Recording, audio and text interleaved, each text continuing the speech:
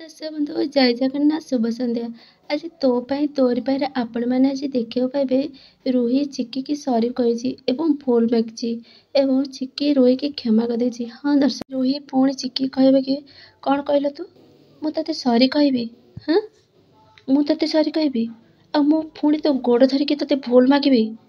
ପୁଣି ରୁହି କହିବେ କି ମୁଁ ତତେ ସତ ମାନିବି? କ'ଣ ଲାଗୁଛି ତତେ? ନାଇଁ କ'ଣ ଲାଗୁଛି ତତେ? ମୋ ମୁଣ୍ଡରେ କିଛି ଲେଖା ଅଛି? ଇଡିଏଟ୍ ଲେଖା ହେଇଛି କି?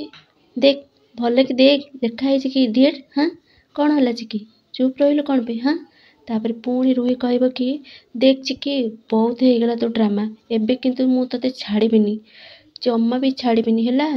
ତୋ ଡ୍ରାମା ସେତିକିରେ ବନ୍ଦ କର ଆଉ ତୋର ସତ ମୁଁ ସମସ୍ତଙ୍କ ସାମ୍ନାରେ ନେଇ ଆସିବି। ଚିକି କ'ଣ ହେଲା? ଚୁପ୍ ରହିଲୁ କ'ଣ? ପୁଣି ରୁହି କହିବେ କି କହ ତୁ ସେ ହସ୍ପିଟାଲରେ ଥିଲୁ ନା? କହ। ଆଉ ତୋ ଦେହରେ ଆଘାତ ଲାଗିଛି ନା? କ'ଣ ହେଲା? ଲାଗିଛି ନା ନାହିଁ? କହ। ତାପରେ ପୁଣି ଚିକି କହିବେ କି ପ୍ରଥମେ ତୋ ଲାଙ୍ଗୁଏଜ୍ ଠିକ୍ କର, ତାପରେ ଯାଇ ମୋ ସହିତ କଥା ହବୁ, ଓକେ? ତାପରେ ରୁହି କହିବେ କି କ'ଣ କହିଲୁ ତୁ? ତାପରେ ଚିକି କହିବେ କି ସେଇଠି ଠିଆ ହ।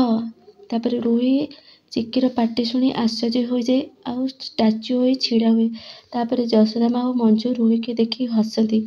ତାପରେ ଚିକି କହିବେ କି ଶୁଣ, ମୁଁ ନା କ୍ରିମିନାଲ ମାନଙ୍କୁ ଛାଇ ଦେଖିଲେ ମୋତେ ଘୃଣା ଲାଗେ, ବୁଝିଲୁ ତ?